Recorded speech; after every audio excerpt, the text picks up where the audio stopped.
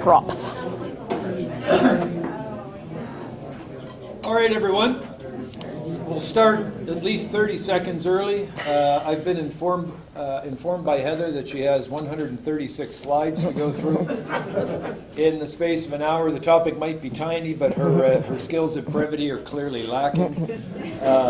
Either way, it's a great pleasure to be able to welcome you all back into the new year to the first installment of the 2019 Chairs Lecture Series.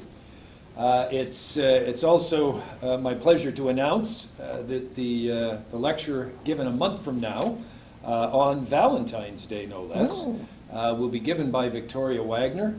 Ooh. And I see that neither Victoria nor Toby are here, so let's just put out the word. There's a lot of pressure on Toby to pull through on the 14th for his wife. Either way, please don't miss that. It should be in your calendars.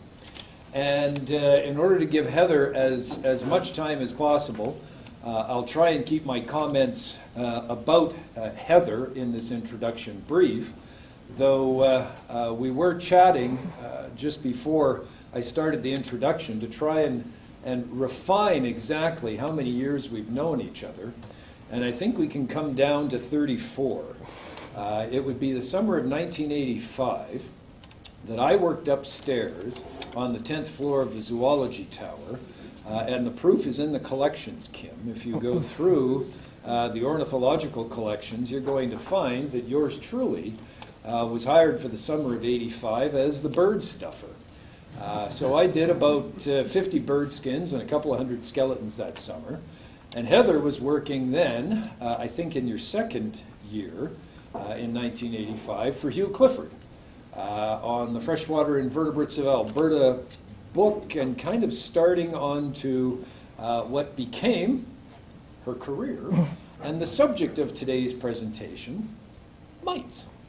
And in fact, amongst the many things that Heather and I got into, and Wayne Roberts was never around, by the way, which for those of you who knew him should surprise none of you, which meant that Heather and I had the run of the 10th floor, other than, of course, Dr. Shoeless Joe Nelson. We had the run of the 10th floor for the entire summer of 1985. And so we got into a lot of trouble. Most of it was just verbal and bad jokes and dare I say, creative drawings. Yes. There were some creative drawings. But we also developed a couple of little in-jokes, one of which, because I was just then discovering exactly what chelicerates were all about, what mites were all about, and palp, palp. Yes. No laughter no. from the crowd at all. That's okay. It seemed funny. Pelp to you too. Either way, we've kept that in-joke up all of these years, and it really is a great pleasure.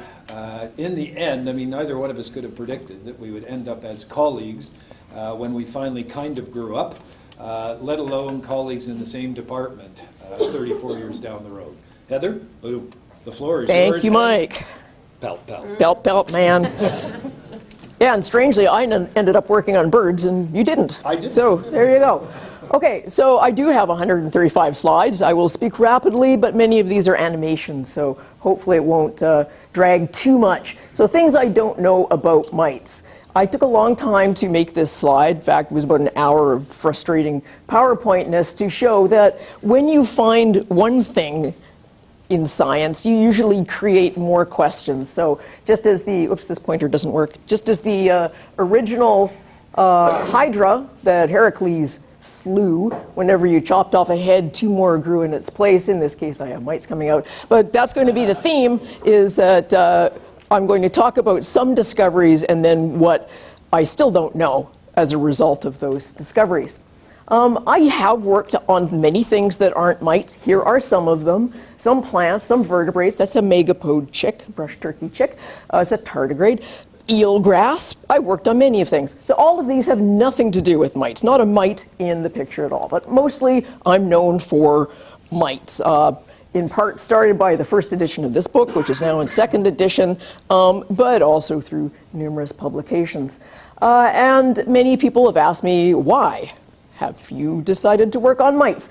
It was not my original career path, so good introduction there, Mike. My original career path was based on all creatures great and small and reading books about capturing animals for zoos, and I thought, I like animals, therefore I have to become a veterinarian, because that's all I knew you could become if you were interested in animals. So I started out in the Faculty of Agriculture in what was called the pre-veterinary medicine program, and my plan was that I would go to the University of Saskatchewan and become a vet, and then I would work with farm animals. That's what I wanted to do, just like James Herriot.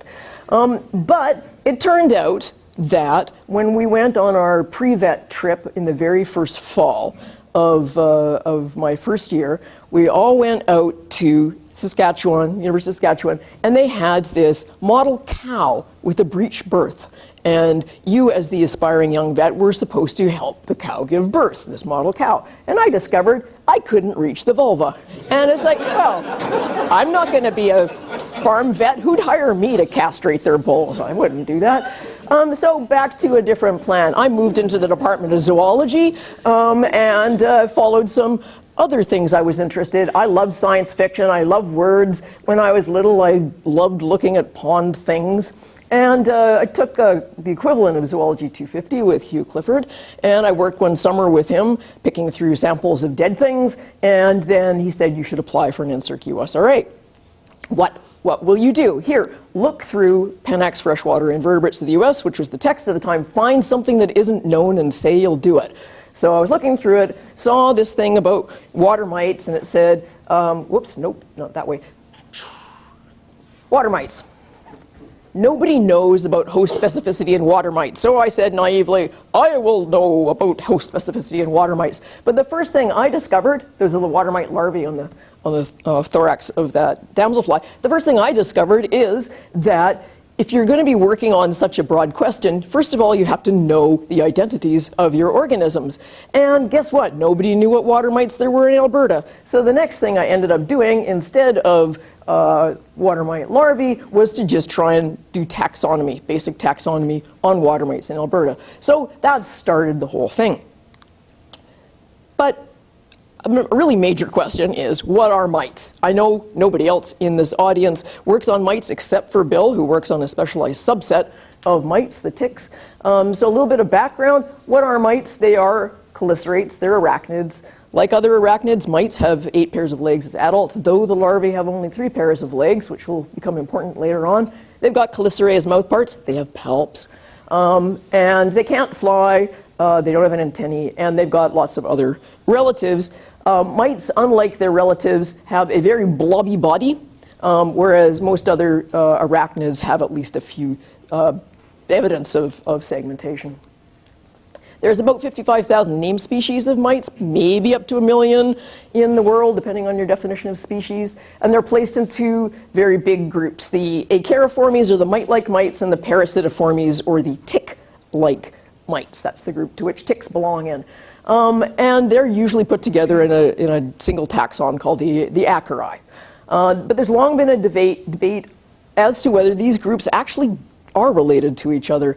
And based on morphology, including sperm ultrastructure, they do have a lot of big differences. But they have a blobby body and 6-legged larvae. So it's like, yeah, put them all together. However, recently there have been a number of molecular phylogenetic studies that confirm the original misgivings. Mites are not all a thing.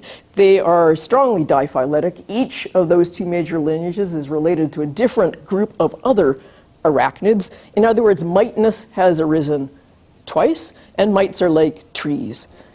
Treeness has arisen many times. Miteness has arisen at least twice as well. It doesn't mean you can't study trees, because trees aren't a monophyletic group. Many people do, but it means that you have to interpret results more carefully, knowing that everybody didn't come from a common ancestor. First mystery. Okay, so there are different groups. Who are the sister taxa? This is a thing that is not stable in all of these molecular phylogenetic analyses. Different other groups of extant arachnids keep popping up. The original expectation would have been that Raciniolaids, which are also a blobby group in blobby morphology and have 6-legged larvae, that they should have been sister to one of these mite groups, but they aren't in any of the analyses. So we do not know who the extant sister taxa are for either of these groups of things that we call mites. So back to water mites. Water mites belong to a cohort Parasitengina, to which other things you've probably seen before belong, like velvet mites, guy up at the top, chiggers, which are larvae of certain groups of velvet mites and may have bitten you when you're in the tropics. Water mites are quite diverse, and they live in the water. They about 5,000 named species.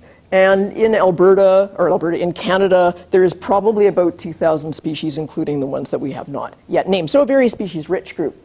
Water mites are the gateway drug to acarology because they're pretty and big. So some of them can be up to 7 millimeters long. Many of them are this brilliant red, but others are purple and pink and green and blue. They swim around, they look exciting, and they are rather like the butterflies of the mite world. It makes you become interested in the group because you can see them and they're attractive. So that was really one of the reasons why I worked on them initially. Water mite life history is pretty cool. Here's our tiny bit of parasitism. Water mite adults are sexually dimorphic quite often. They're predatory. The females lay eggs. The eggs hatch into the six-legged larva that searches for an insect host, mostly insects. Here's a whole bunch of engorging hydrachnal larvae on the backs of water boatmen, filling up with hemolymph. They drop off when they're full, undergo one pupa-like stage, then they become active predatory dudonymphs, another pupa-like stage, and so on. In some cases, the larva doesn't parasitically feed, but just goes straight to the protonymphal stage. So it has, in many cases, repeatedly, there's been a loss of parasitism within this group. And that was for lean. Lean, loss of parasitism. I know. You study a mite. I'm sorry. I actually didn't see you behind Bill's head. My apology. There is another mite person in here.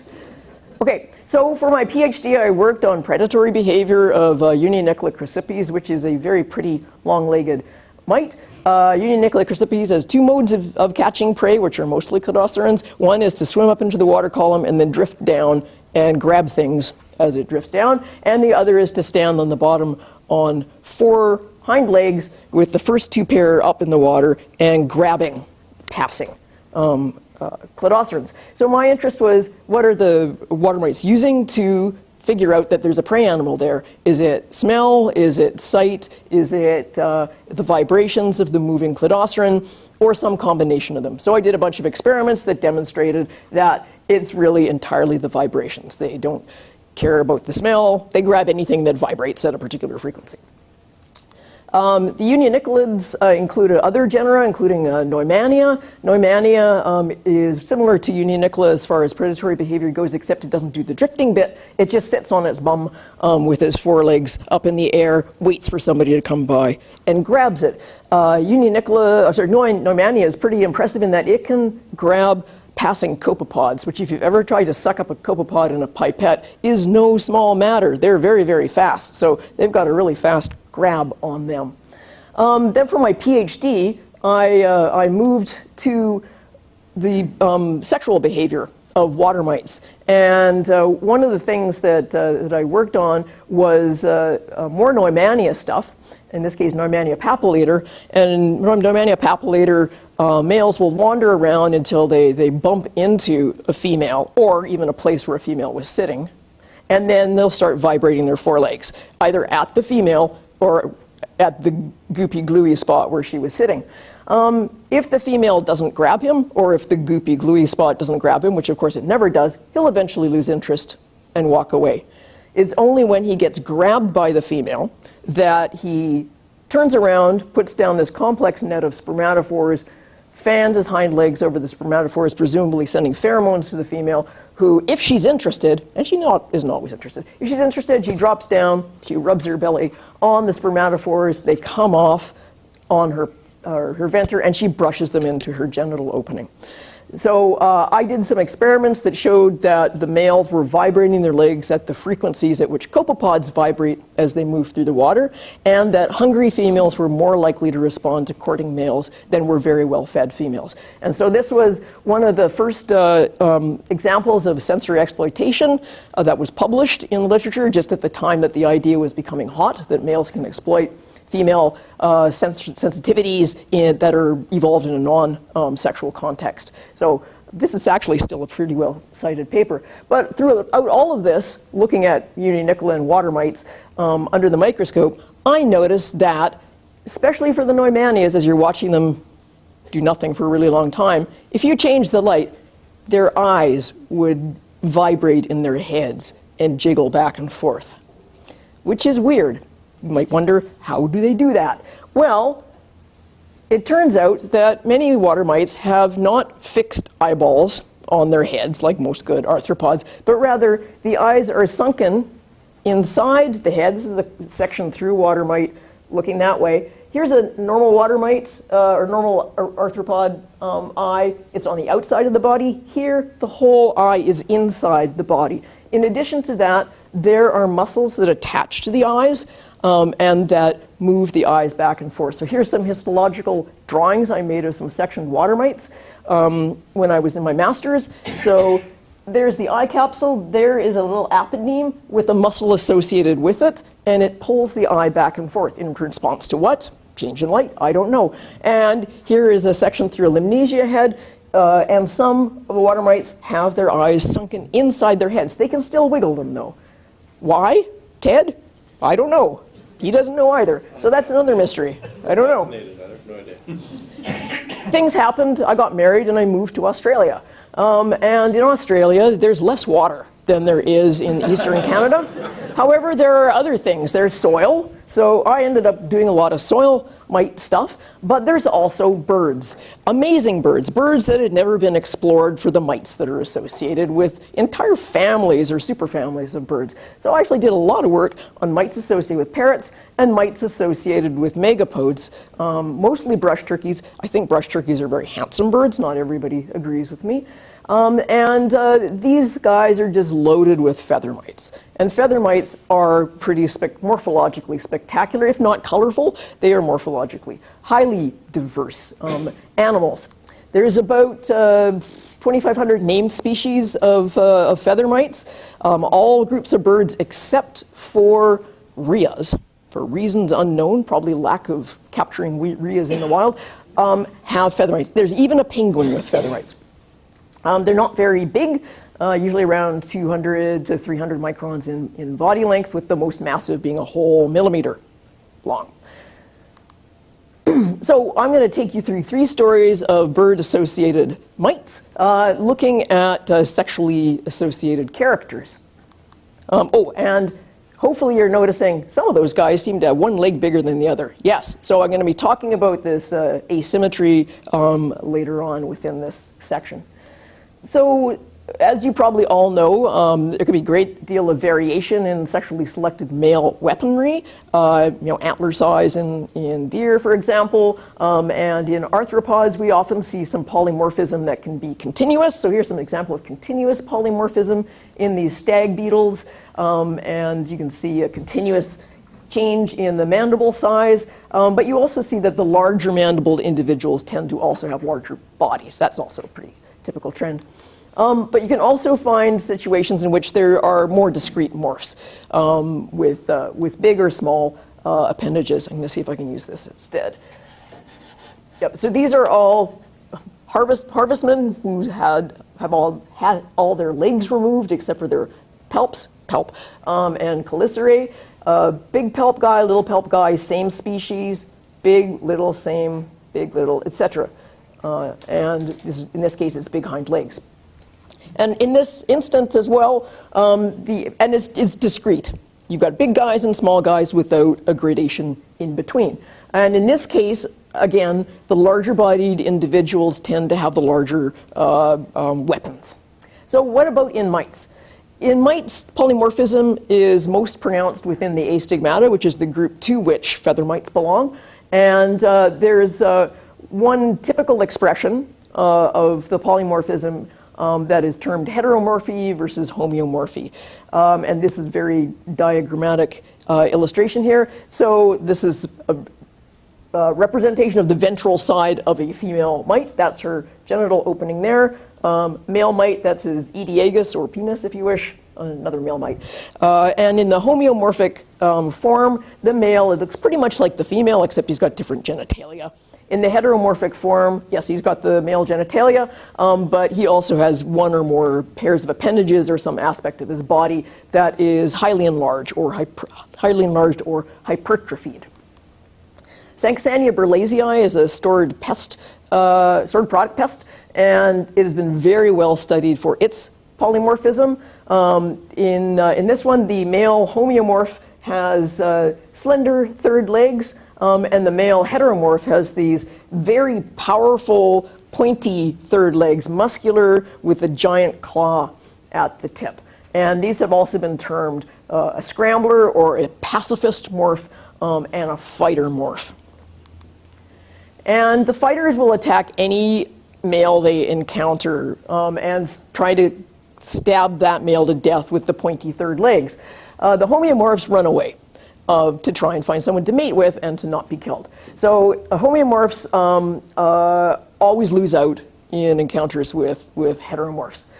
So what maintains homeomorphs and heteromorphs in a population? Well, interestingly, this is determined in this species on the basis of population density at the time that the male is transforming from a juvenile to a mature adult. If the population is low density, then most males become fightermorphs. So low density, the ratio of homeomorphs to heteromorphs is in favor of the heteromorphic fighters. And it's thought that this happens because it is possible to monopolize all the females in a population if you don't have too many other males to kill.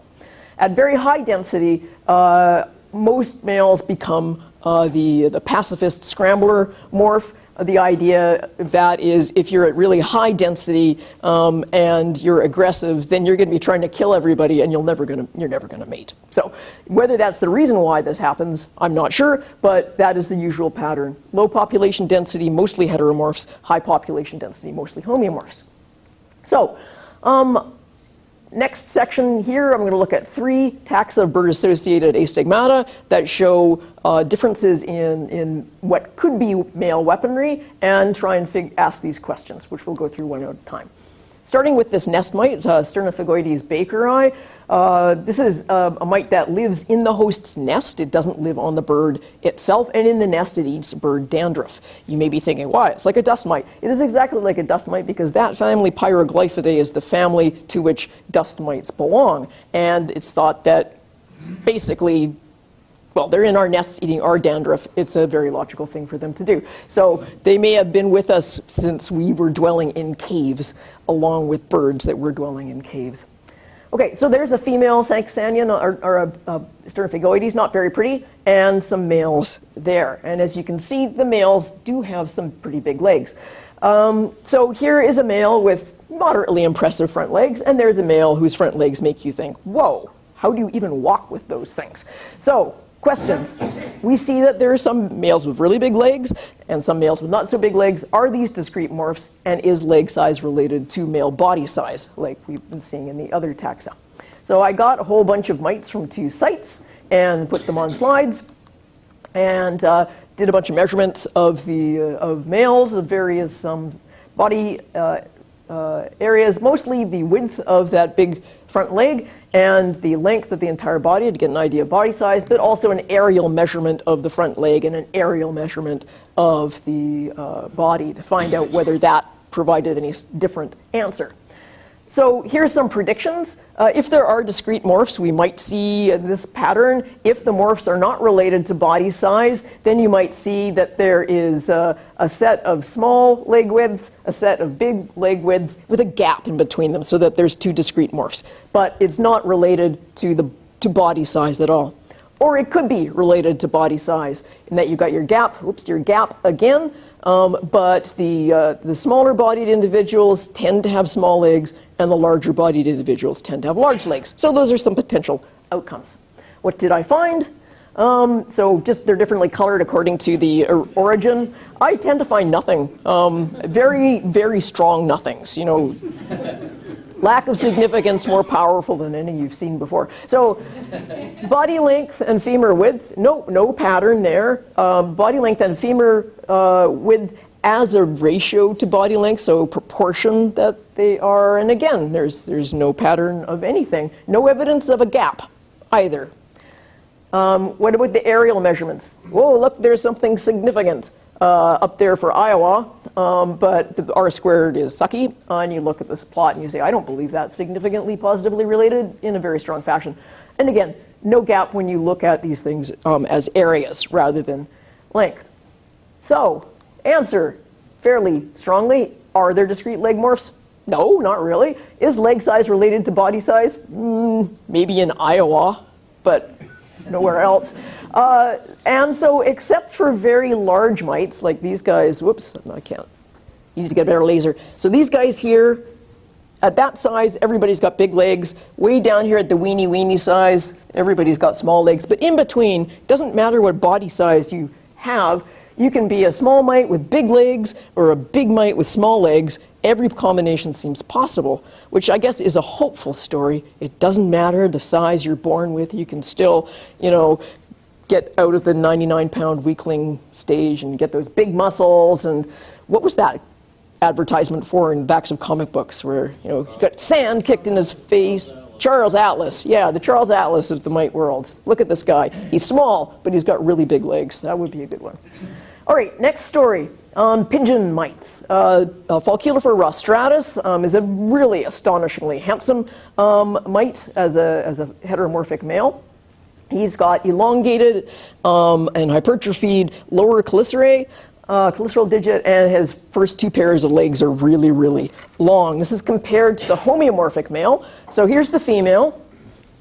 There's her little genital opening there. There's the homeomorphic male. There's this very, very tiny Ediogus, but he really doesn't look much different from the female, so he's a real homeomorph.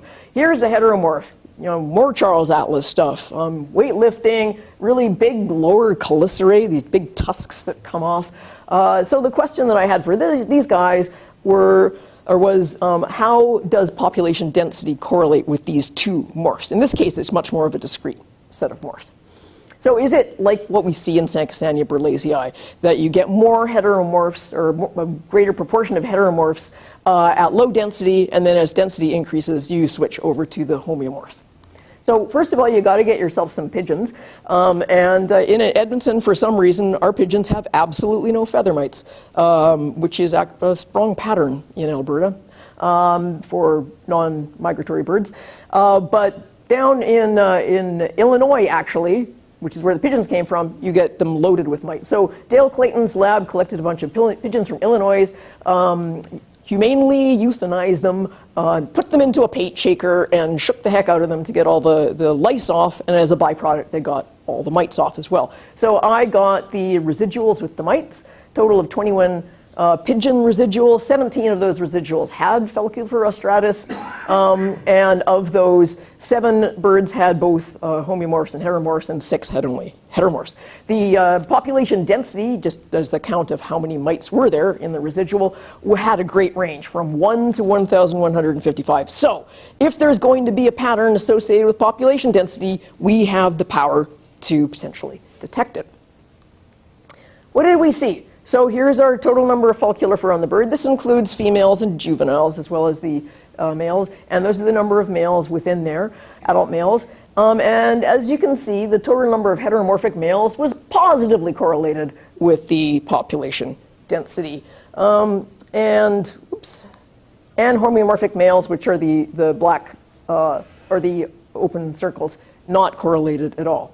Well, we have to make this into a ratio to really be able to test it, but I think in your brains you're making the ratio and you're going, that's not what you predicted, this is what we predicted, and this is what we got. The opposite. But it's a horrible triangular distribution, which I hate, in the sense that you have a bunch of mush at the lower end, and then it sort of trails off to a point. So at low densities, a homeomorph can be common or rare. At high densities, they're rare, which is not what the direction of prediction was.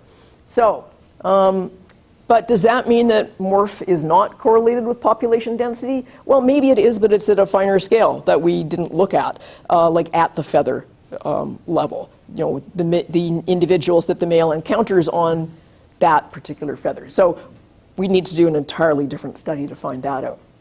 All right, on to left-right asymmetry in male feather mites. This is a very rare phenomenon, sexual phenomenon, to have such strong asymmetry. And in this case, you can see it's in their front legs for these guys, but it's also like the whole male's been pulled sideways, so he's like that, big John Travolta position. This guy has a hooky leg on one side and can openers on his bottom, and this guy has asymmetrical front legs plus can openers. So why? What the heck goes on here? So feather mites are symbionts. They live on a host. The host has its own morphology. Maybe it's the host morphology that's affecting the left-right asymmetry in these feather mites. So here's some examples in parasites of in this case, a fish in the gills. You can have left or right bending copepods depending upon where they are in the gill. And you can have left and right bending isopods depending on where they are in the branchial chambers of these crayfish, because they fit more snugly that way. Maybe the same thing is happening with these feather mites, because when you look at flight feathers, especially, the barb channels, the way they meet the rachis, they are asymmetrical on either side of the feather. So maybe left and right-handed male mites are on any given feather, but they're on different sides of the rachis. So one faces that way, the other one faces that way on the feather. Or they could be on the same side of the feather, but they face different directions relative to the rachis, so they fit into that slanted channel. Or maybe they're in the same position relative to the rachis, but some live on the left wing and some live on the right wing. Well, that sounds silly, doesn't it? Anyhow, we'll test them all. How do we test this? Well, we're going to test it with members of the genus Micaelia. Micaelia lives on double-crested cormorants and has been found in Alberta and Manitoba as well as elsewhere, and lives on the ventral side of the major flight feathers, which are indeed the most strongly asymmetrical of feathers. Within Micaelia, there are actually 4 potential morphs. There's the handedness morph, right and left-handed, but there's also the can opener morph, non-can opener, can opener. We're only going to be looking at the left-right asymmetry. The can opener question is for a different day. An important thing to note, which I've been sort of glossing over, is that juveniles and females, even though they're living on those same flight feathers, they are not asymmetrical. It's just the adult males. Get back to that later. How are you going to collect a bunch of feather mites from cormorants? Well, it's Alberta, and you wait for someone to suggest they should be shot. So that happened a little while ago. People at Lac La Biche didn't like the cormorants there. They thought that it was the cormorants' fault that they were catching less fish. And so there was a cormorant cull. And I was lucky enough to contact the cullers, and they agreed to basically, when they shot a cormorant, if they were able to get there quickly enough, they would chop off its left and right wing, bag them separately on ice, and then I would pick them up. Because you don't want the left-right contamination, and you don't want the bird to be dead for a long time, so the mites go, something's wrong here, and start wandering out of their normal position. So we got 16 cormorants that way. 9 of them had Micaelia on the wings, and we, the other person being an undergraduate of mine, whether right-handed or left-handed, homeomorphic or heteromorphic, so can opener or not can opener, were they positioned anterior to the rachis, which means the direction where the wing hits the wind, so anterior to the rachis or posterior to it. When we found them on the wing, were they facing towards the rachis, away, and were they holding on to a female at the time, or were they not holding on to a female? These mites engage in copula and precopula, so they can be holding on to a female for a long time. Handedness. Again, how could you be less significantly, whatever, 50-50, exactly 50-50 left and right, which actually is pretty cool. The majority were the non-can opener, and then there were some can opener ones, but there was no relationship between what your handedness was and whether or not you had a can opener on your bottom. And also, there was no relationship between your homeomorphic, heteromorphic, and left and right-handedness as to whether or not you were holding a female. So there was no evidence that if you're a right-handed can opener bum, you were more attractive to females. So orientation on the feather, there were 18 males that were clearly just flying around randomly, so we ignored those. Of the remaining ones, the majority of them were positioned anterior to the rachis and facing away from it. There were 13 of them that were posterior to the rachis, but 12 of those individuals were on a bird that was so packed with mites, it was clear that everybody was jammed in there. You can see that that's the feather there, and there's no room to be in there if you're another mite. It's totally jam-packed. For the rachis one, there were 8 aberrant males that were looking at the rachis instead of facing away from them. None of those guys had females. Everybody else who was facing away from the rachis had a female. Okay, whoops, jumping the gun. What about the question of, so basically there was no strong evidence that their handedness was associated with position on a feather. What about the wing question? So the first stab at the data, if we only look at the right-handed males, most of those are on the left wing, that's the pink there, and very few of them are on the right wing. The majority, by a little bit, of the left-handed males are on the right wing, but there are still a lot on the left wing. Remember the very crowded bird? It had a huge load of mites on it, and I thought, well, maybe those males just couldn't get where they wanted to be. What happens if we look at it minus that one bird? When we look at it minus that one bird, we get an even stronger pattern. The right-handed males are on the left wing, and the left-handed males are almost entirely on the right wing. So my feeling about that is handedness is most strongly correlated with habitat at the level of the entire wing. So presumably the male, as he grows up on a wing, feels something about air pressure or whatever that tells his body to be right-handed or left-handed. As you know, if you exercise your muscles a lot, then, especially if you're an arthropod, if you exercise your muscles a lot, in your next molt, one of your more exercised sides may be bigger than the other. That's my guess on that one. But why? There's a big question. Why be asymmetrical? Especially when the juveniles and the females are not. So it's something about being a guy.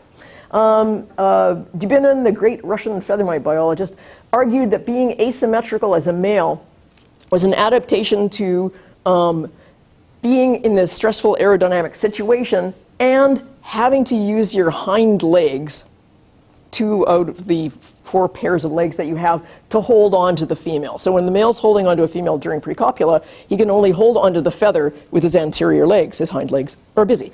And I can't lift them both off the ground, but you can guess what that would look like.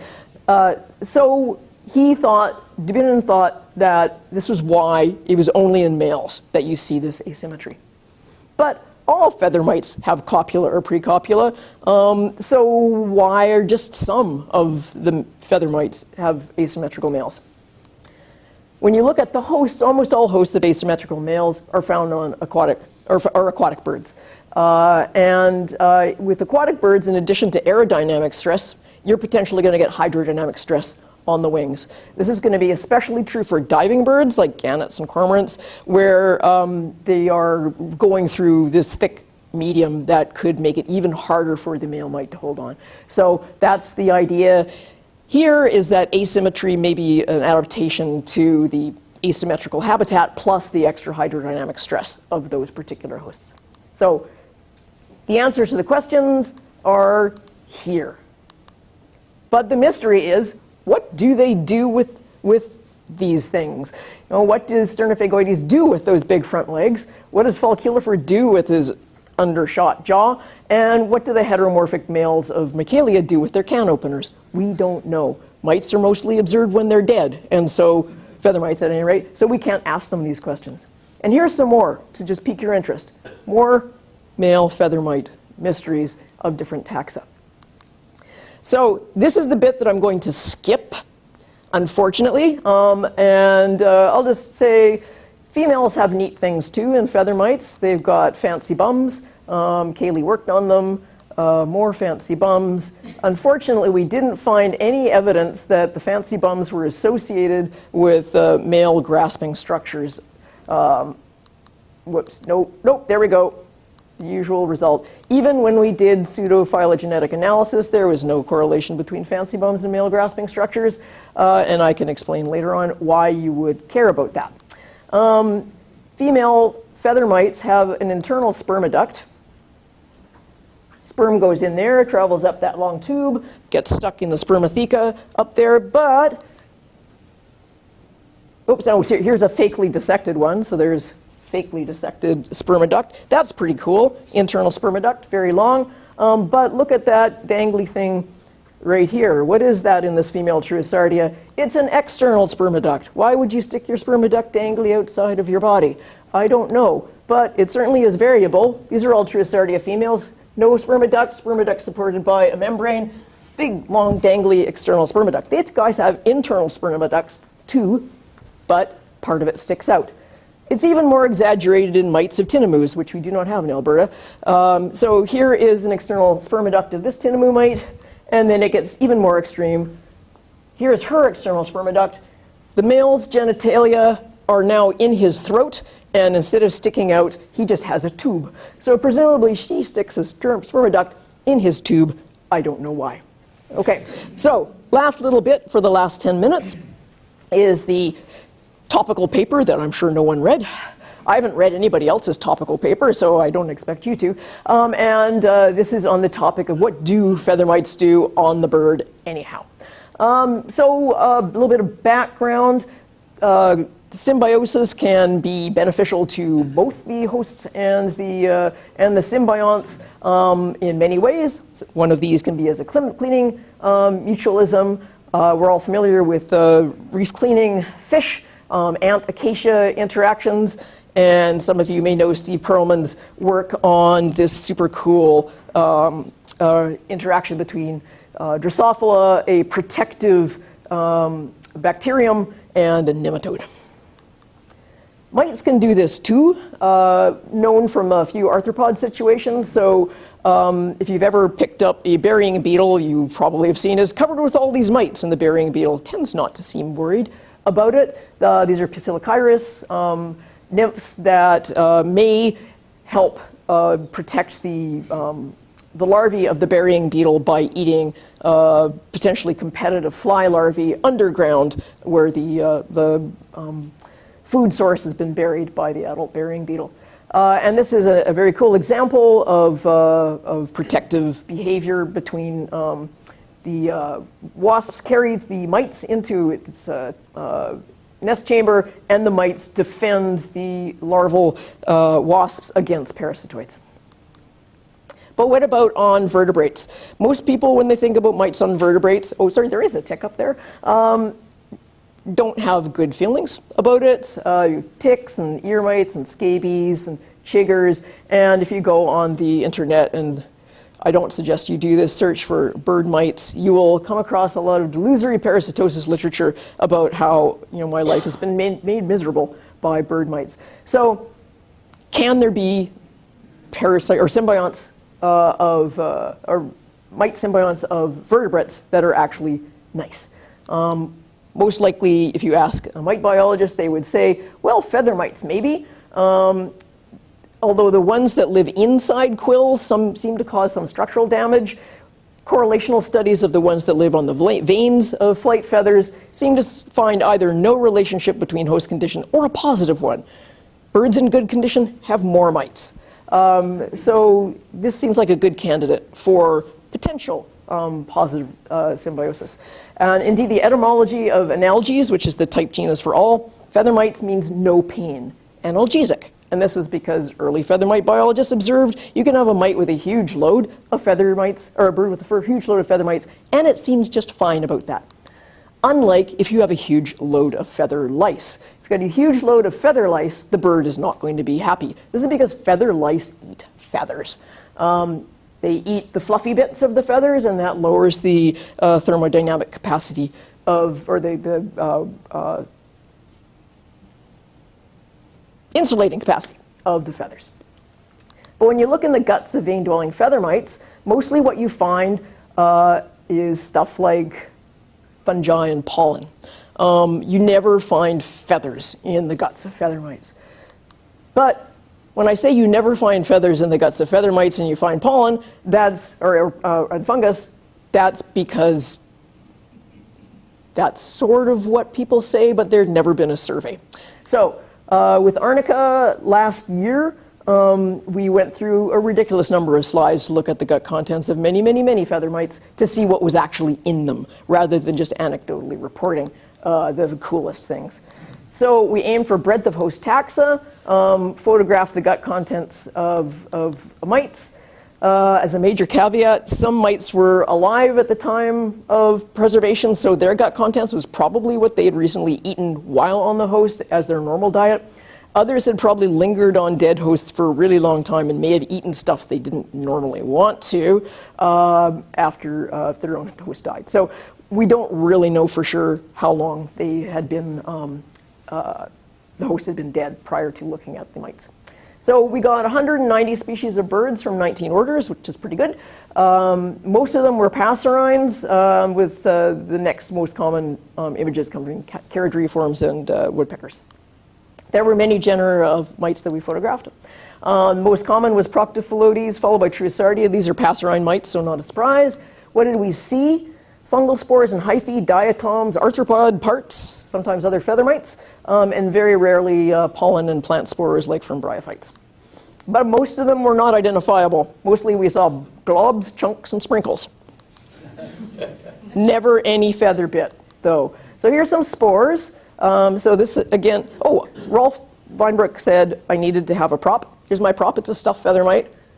There's her underside. That's her genital opening. So the horseshoe shape you see there is the genital area. When you slide mount a feather mite, it clears the body, but the spores inside her gut are visible. So you can see some spores there in the guts of those two feather mites. Here's a really cool Truisardia nymph. You can see its entire alimentary tract outlined by spores, including its pharynx and its little fecal pellet coming out the other end. So there's some diatoms there if you look very closely. That's a penis. And some plant spores. And then oily glob and sprinkles.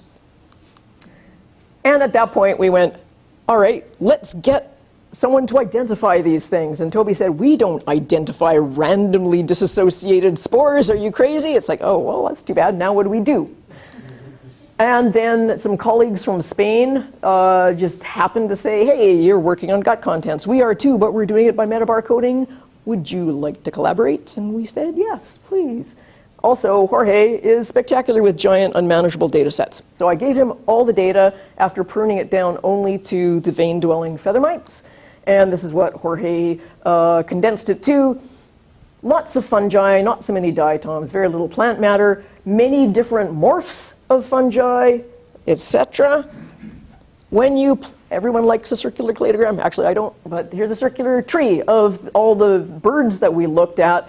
There is no phylogenetic pattern at all for the gut contents that you see in these in the mites of these birds. Fungi are everywhere. The gold means diatoms. You see a little cluster of them down here, and that actually is for charadriiforms, so that makes a little more sense. And the very, very few pollen plant spores. There's also no strong pattern for the pretty crappy phylogeny that we know of feather mites, except that mites of aquatic birds tend to have a few more diatoms in them. So what about the metabarcoding aspect of it? They looked at these birds here and swabbed off the feather mites, and these are the feather mites, almost all Proctophilodes and Truisartiids, so not a surprise, given that they're passerines.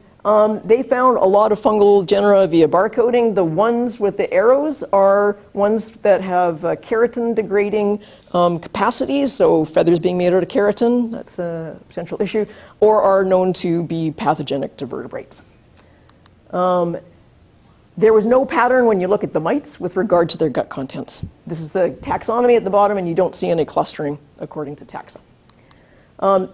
Lots of bacteria found in the guts as well, which obviously we don't see when we slide mount. And again, there was no clear phylogenetic patterning to the gut contents based on bacteria. So you're hopefully thinking, you just got bacteria off the outsides of the mites. How do you know that it came from the inside of the mites? Well, they washed the mites beforehand and metabarcoded the washings separately from the washed mites. And here's an example just for the, this is for the fungi, I think.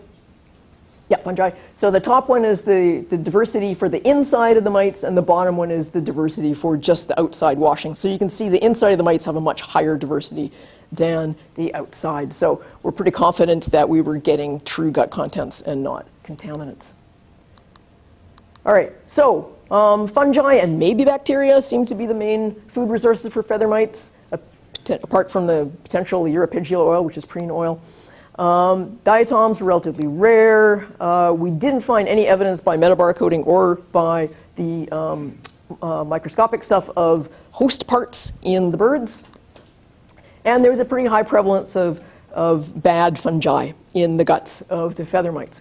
So possibly, indeed, these feather mites could be acting as commensals. They're not eating the bird tissue.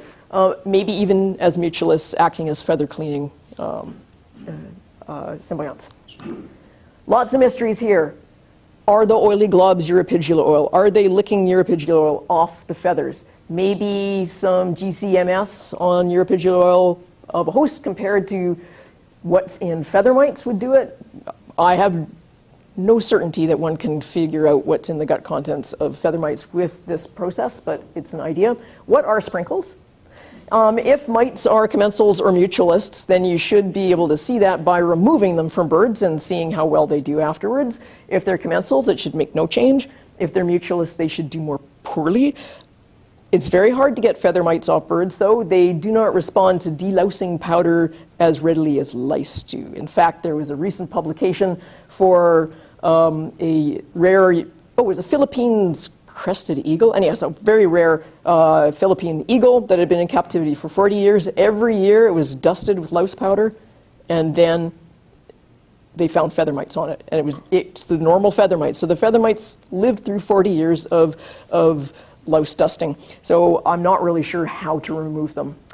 And here is the coolest thing I recently thought about. Feather mites are astigmata. Astigmata have gigantic oil glands in their abdomens or lower parts. So these dark things here are oil glands, all chock full of some sort of oil.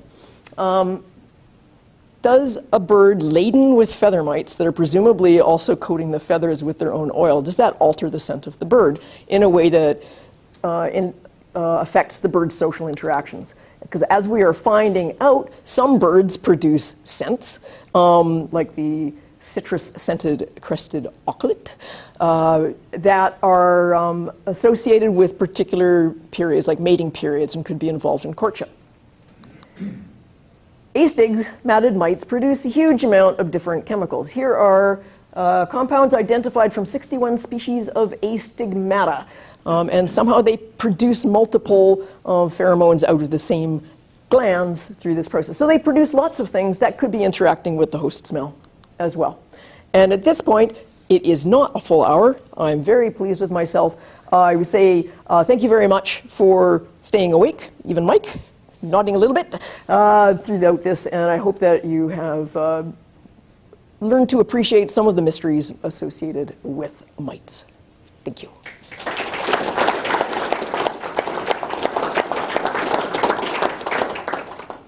Any questions? Or people just want beer? Lean. Do you know if birds that are heavily infected or that harbor a heavy mite load have reduced flight performance?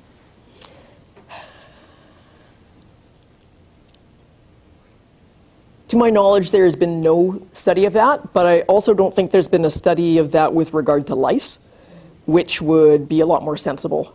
But the lice actually eat the pets? Yes, yeah. But if they haven't studied it with regard to louse load, then I guess it's not a surprise that no one studied it with regard to mite load. I think it's probably difficult with wild birds to do the flight performance thing, so they'd have to be captive populations. Again, the poor old pigeon would be put to work for that. Yep. For the mites that have the triangular distribution, the heteromotion, I mean, that's only unexpected if you're assuming that heteromorphy only does one thing, and that is gives you a competitive advantage over homeomorphs. But do you have any idea whether in that particular species the heteromorphs will in fact attack? So this is one of the very few instances where live feather mites have been observed doing something. A Polish biologist found a feather on the sidewalk. He took it to his microscope. He videotaped interactions amongst the folliculifer on there, and so the male folliculifers that have heteromorphs have this enlarged lower chelicera and big front legs. And the first thought might be that they stab each other with it. But what they do is it's almost like a forklift. They stick their chelicera underneath a rival, go like that, and then throw them off the feather. Yeah. So for that one, yes, we have an idea of what they're for, turfing your rival, at least getting them out of that particular area. I don't think he throws them right off the feather because that would probably be physically impossible. Move them to the next barb channel at any rate. Andy? How are these transmitted from one generation to the next? Almost entirely vertically from parent to offspring, but also from mating and from roosting together. So the megapodes that I showed you have a huge diversity of specific feather mites, but if you know anything about megapodes, they do not rear their own young. They build nests out of, in this case, the brush turkey, of rotting vegetation. Female lays her eggs in there, and then the male keeps the nest mound warm by adding or removing veg, but they never contact the chick. So the chick has to get it from meeting other adult individuals later on. Well, some of the birds you're talking about are colonial, like the cormorant. Yep. So do they have a much more stable group of species because they're in colonies? What it seems is that the non-passerines tend to have more stable and distinctive mite assemblages than the passerines. But that might just be evolutionary history or feather morphology. I have one last comment. Okay. I was on the animal care committee. I was chair of it when we wanted that damn cormorant study done. Thank you. I didn't cause it. I just took advantage of it. Oh, yep, Rich. So on individual birds, do mites tend to cluster, or are they more uniformly distributed across wings? Oh, they have very specific both wing feathers and areas within the wing feather where they prefer. They're almost never on the leading primary, which is also morphologically different typically from the rest of them. And they tend not to be in areas where when the bird is flying, there's friction between the feathers. So no, they have very specific areas. They also, in two studies, they can sense when a feather is becoming loose prior to molting, and they move to the next new feather. But that's only known from swallows, which have been the only studies. Guess what? Anders Moller was not involved. So we can probably believe that study on swallows, unlike many other studies. Oh, sorry if someone likes Anders Moller's swallow studies.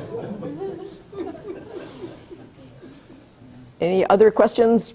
People just want beer? Okay.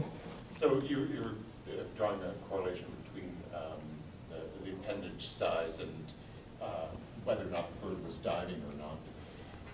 Given that there's a fair bit of variation in how different species use their wings underwater and the degree to which they're swimming, do you see any reflection of that in the morphology of the mites on, say, a penguin versus Oh, penguins would be great if they had wing mites, but they don't. The only mites that they have are sort of downy, fluffy, associated ones. So yeah, you would expect that they would be hanging on for dear life on those wings if they could. But there are other species that flap their wings underneath the water. So, but I haven't actually tried to figure out what, if anyone has a paper called "Which Birds Flap Their Wings Underwater." I would love to have that. Some people probably know it off the top of their head. But yeah, we would predict that for the birds that actually are causing more hydrodynamic stress by opening their wings rather than just going like that, that's where you should see the strongest development of those legs. Yeah. Okay, thank you very much for your attention.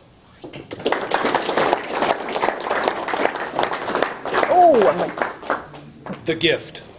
Thank you. Thank you very Don't much. forget, February 14th, Valentine's Day and Victoria. And let's put a little pressure on Toby so that he comes to Victoria that